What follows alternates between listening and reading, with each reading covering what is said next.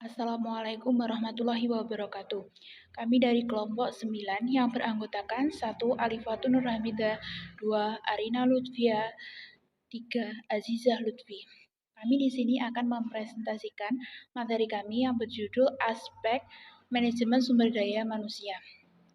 Yang pertama yaitu pengertian manajemen sumber daya manusia. Manajemen sumber daya manusia merupakan pengakuan tentang pentingnya tenaga kerja organisasi sebagai sumber daya manusia dalam memberikan kontribusi bagi tujuan-tujuan organisasi dan menggunakan beberapa fungsi dan kegiatan untuk memastikan bahwa SDM tersebut digunakan secara efektif dan adil bagi kepentingan individu, organisasi, maupun masyarakat. Yang selanjutnya yaitu peran strategis sumber daya manusia.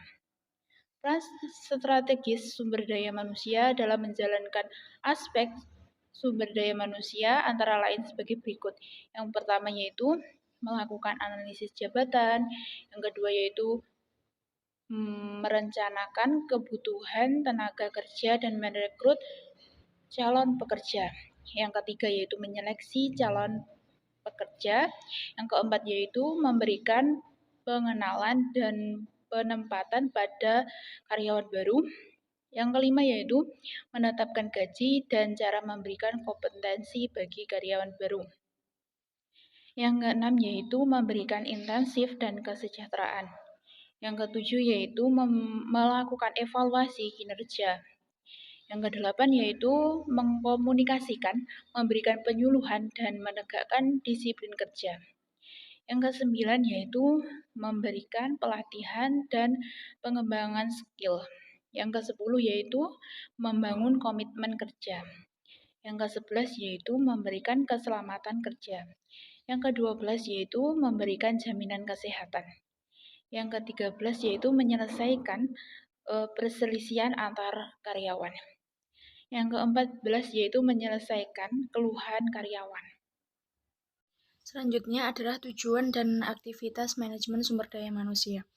Yang pertama, tujuan MSDM yaitu meliputi yang pertama, memberi pertimbangan dalam membuat kebijakan SDM untuk memastikan bahwa organisasi memiliki pekerja yang bermotivasi dan berkinerja tinggi, memiliki pekerja yang selalu siap mengatasi perubahan dan memenuhi kewajiban pekerjaan secara legal. Yang kedua, mengimplementasikan dan menjaga semua kebijakan dan prosedur SDM yang memungkinkan organisasi mampu mencapai tujuannya. Yang ketiga, membantu dalam mengembangkan arah keseluruhan organisasi dan strategi, khususnya yang berkaitan dengan implikasi SDM. Yang keempat, memberi dukungan dan kondisi yang akan membantu manajer lini mencapai tujuannya. Yang kelima, menangani berbagai krisis dan situasi sulit dalam hubungan antar pekerja untuk meyakinkan bahwa mereka tidak menghambat organisasi dalam mencapai tujuannya. Yang keenam, menyediakan media komunikasi antara pekerja dan manajemen organisasi. Dan yang terakhir, bertindak sebagai pemelihara standar organisasional dan nilai dalam manajemen SDM. Selanjutnya, aktivitas atau kegiatan MSDM, yaitu mencakup 4 proses. Yang pertama selection, yang kedua appraisal, yang ketiga rewards, dan yang keempat development. Seorang manajer SDM paling tidak harus menguasai 4 kegiatan mendasar tersebut. Kegiatan seleksi tidak lain berkaitan dengan penyediaan staf dan pekerja yang akan mengisi berbagai formasi, pekerjaan, dan jabatan dalam organisasi.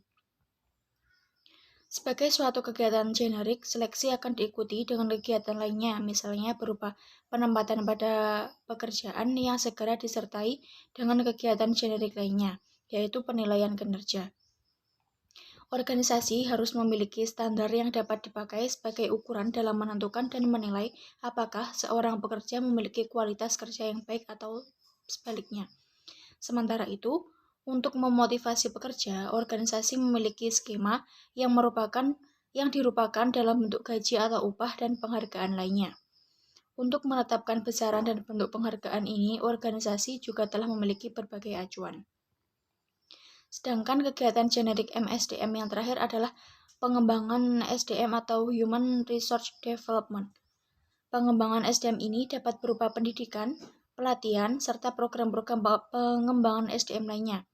Umumnya, kegiatan pengembangan SDM diarahkan untuk mencapai penguasaan keahlian atau skill, pengetahuan atau knowledge, dan kemampuan atau ability. Program pengembangan SDM generik yaitu diarahkan selaras dengan perkembangan dan kemajuan organisasi. Dan selanjutnya yaitu tahapan MSDM. Terdapat 3 tahap MSDM, yaitu yang pertama, pengadaan. Pengadaan manajemen sumber daya manusia diartikan sebagai pengadaan yaitu suatu proses kegiatan mengisi formasi yang kosong, mulai dari perencanaan, pengumuman, pelamaran, penyaringan, sampai dengan pengangkatan dan penempatan. Yang kedua yaitu pemeliharaan. Pemeliharaan merupakan tanggung jawab setiap pimpinan. Pemeliharaan SDM yang disertai dengan ganjaran atau reward system akan berpengaruh terhadap jalannya organisasi. Tujuan utama dari pemeliharaan adalah untuk membuat orang yang ada dalam organisasi betah dan bertahan, serta dapat berperan secara optimal. Sumber daya manusia yang tidak terpelihara dan merasa tidak memperoleh rewards yang wajar dapat mendorong pekerja tersebut keluar dari organisasi atau bekerja yang tidak optimal. Ketiga yaitu development atau pengembangan. Pengembangan sumber daya manusia dapat dilaksanakan secara berkesinambungan melalui pendidikan dan pelatihan. Pendidikan dan pelatihan merupakan upaya untuk pengembangan SDM, terutama untuk pengembangan kemampuan intelektual dan kepribadiannya. Kompetensi manajemen sumber daya manusia yang pertama yaitu motivasi. Merupakan sesuatu yang secara konsisten dipikirkan oleh seseorang sehingga memiliki tindakan. Misalnya, seseorang memiliki motivasi berprestasi secara konsisten, mengembangkan tujuan yang memberikan tantangan pada dirinya, dan bertanggung jawab penuh untuk menciptakan tujuan tersebut, serta mengharapkan feedback untuk memperbaiki dirinya. Kedua, merupakan trait. Merupakan watak yang mempengaruhi bagaimana seseorang merespon berbagai informasi dan situasi dan kemudian berperilaku dengan cara tertentu. Ketiga yaitu self-concept, merupakan sikap nilai dan